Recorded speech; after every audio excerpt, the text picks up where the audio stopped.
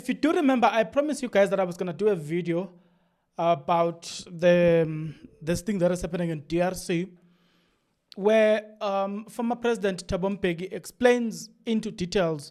Well, I wouldn't say into details per se, but he does gives us this thing, Guti, where is this thing coming from? I'm going to make you listen to that video shortly. But, you know, it is so fun. You know what's fun? Is that I don't think the war would have been that tense, though, if these people were fighting amongst themselves. I don't think so. I think they would have probably, they would have been angry, yes, at each other, but not to this extent. But obviously, when people start fighting,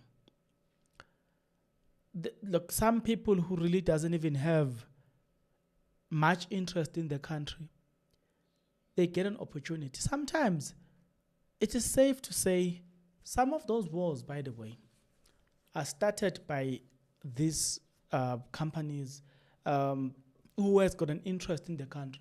And mind you, Pilabana, they don't have a stress because it's not even their country. Their country is safe. You wouldn't do those bad things to their country. So Bona, they don't mind.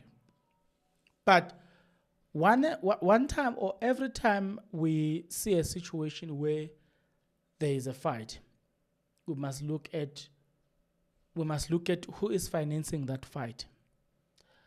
With the M3, the complaint is about the material or the equipment that they are using. It has, like, the question has been asked, good, where are you getting this? Let's listen to Thabo Mbheki here. To the Great Lakes, not the Great Lakes, to the Eastern Congo, is that there's a problem in the Congo which has not been resolved up to today. I'm talking about the DRC. We're back to that NDR I was talking about.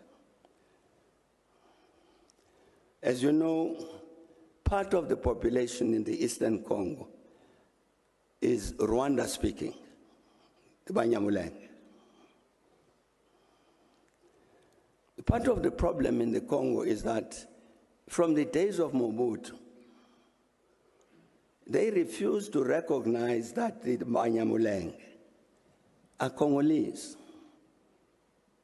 They might be Rwanda-speaking, but these are Congolese. And it's the responsibility of any government in Kinshasa to look after this section of the Congolese population like any other. But you remember what happened during the Mobutu years. Mobutu took the position that these are foreigners. It's like the South Africans here saying, they're Tswana-speaking people here in the Northwest. And suddenly the rest of the country says, those are not South Africans, they must go to Botswana. So what happened in the Congo case, that's how you had the Mai Mai emerge in the Eastern Congo. The Mai Mai were specifically targeting the Banyamulenge to drive them out of the Congo into Rwanda. But I'm saying it's a responsibility of the central government in the Congo to look after this population, which is Congolese. It's not Rwandan. It's Congolese. It's Rwandan speaking. That's the first problem. The second problem is that the administrative footprint of the government in Kinshasa does not reach the East. So you find a part that is part of the country which has got a very light experience of being governed by the government in Kinshasa. The country is very big. So you have a weak government weak imprint of the government on the East, it means other forces emerge and take over. You see the M23.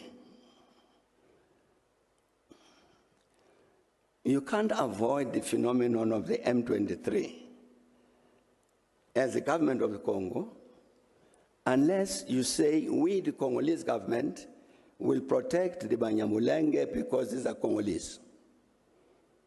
If you don't say that, allowing other people to do as they wish towards the Banyamulenge, then M23 will continue to exist. Because they will get arms to defend themselves. So it's the same, is that problem in the Kivus of that weak imprint of the government, and then goes up to the Ituri and then those areas. We discussed that with President Joseph Kabila. It's your responsibility to look after these people in the East. You remember during the negotiations here at Sun City, you had 3 armed groups. You had the government armed group, you had Bamba's armed group, you had the third one, led by an advocate, which was basically representing the Banyamulenge. It was agreed, it was part of the negotiators, it's Congolese, and no problem. Even after the conclusion of the negotiations, there were discussions about how to integrate them properly into the government of the Congo and all of that. But that process collapsed somewhere. So I'm saying, my brother, what we need to do with regard to the Eastern Congo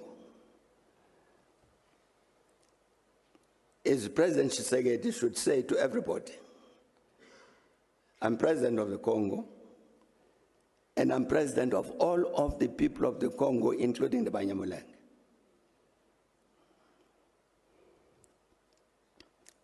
And then they just need to do whatever they can, the government in Kinshasa, really to improve its capacity to govern the eastern part of the Congo. And the other thing we then did, my brother, in that context, we brought together President Kabila and President Paul Kagame to say, you need to govern your relationship in a particular way. Because part of the problem, as you know, is that the people who had committed genocide in Rwanda ran over to the Eastern Congo. And so the people in Rwanda are saying, those ones you are accommodating there, they are the ones who want to kill us. They've killed us already, they want to kill us some more. So how do you govern this relationship?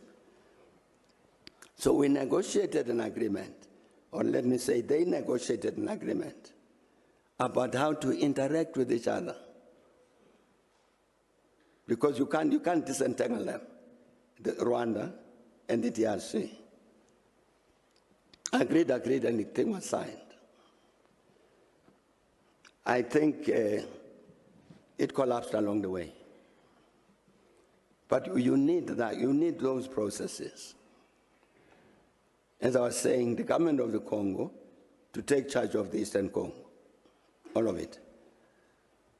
Then we need an agreement between the DRC, Uganda, and Rwanda in particular, to govern the relations among those three.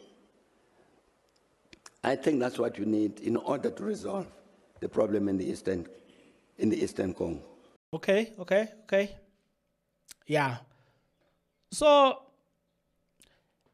Congo, I'm telling you, meknga phela ama minerals wase Congo, DRC. Abo yonke lento ibona la, ngeke uphinde uyibone. Why other countries doesn't suffer from this? somebody is benefiting, somebody is sponsoring this division so that bona they can continue to enjoy life. I can't see any reasons why people can continue fighting lapha ngaphandle kwaleyo. I can't. Ngitshele mangabe nginamanga. But for me, I can't see any reasons why people can stop fighting. If you are not yet subscribed, what are you waiting for? Come on, good people. Because to subscribe, it is free. To like the video, it is free. To comment in the comment section below, it is free of charge. To click the notification bell, it is free of charge. To share this video, it is free of charge. To watch this video until the end, it is free of charge. Also, good people, come on, to watch the ads, it's free of charge, and that's how you financially contribute to this YouTube channel. Speaking about financially contribution to the channel, you can become a member of this YouTube channel from as little as 20 Rand a month. You can also use the super thanks button. In case you don't want to do that, guys, there is a way where you can use my media company banking details to donate to the channel, and you know what I'm saying, will bring you more, and also guys want to buy more equipment. So the power is in your hands. Please do the honorable thing as we proceed. Okay, ask Kube again. As I've asked the question, do you agree or you disagree with the president, the former president Magati? Gujenjenje at DRC, it is also because of Rwanda, right? And you know, when he says that, I kind of felt like maybe right mabeti look Rwanda, they sponsored these people, they are helping these people, maybe right, because I'm sitting here and I'm thinking to myself, in a case where people don't want to listen to you, or they don't hear, or you don't want them, let me say so, you don't want them, what will stop you from not fighting them? Now I'm questioning Rwanda now. Especially current president. Hi guys, that man has a lot of explanation for us. He owes us a very serious explanation. I don't know why, guys. I'm sorry. I don't know. Nami, I feel it. I am extremely tired. I'm extremely exhausted. Maybe it is because of the innocent people that are. Maybe it's because of the innocent people that are dying in DRC, the soldiers, the community members, and just how dire the situation is.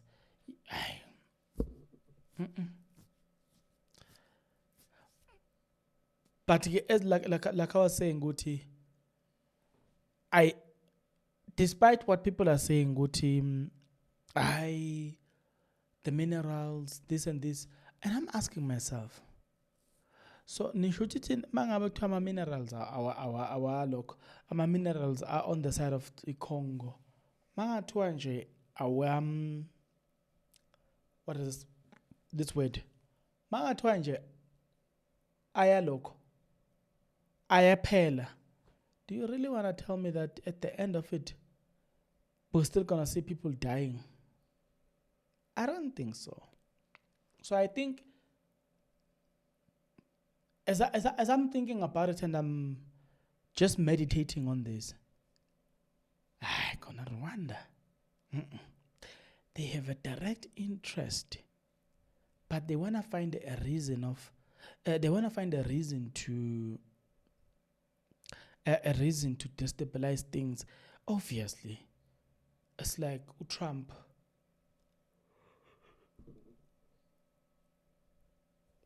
It's like Donald Trump. Oh, by the way, I'm gonna tell you a story about Donald Trump in South Africa. Hey, Gubi. But he has to find a reason why.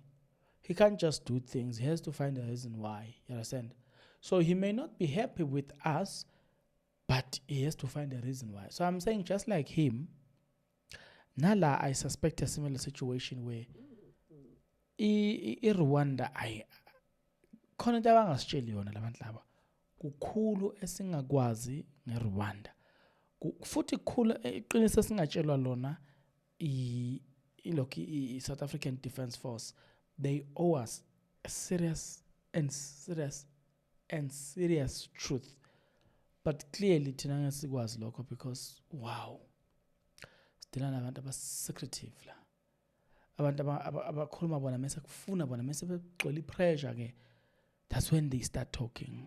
So I don't know. I think we should continue watching this whole case. Let's continue watching the development of this, because wow.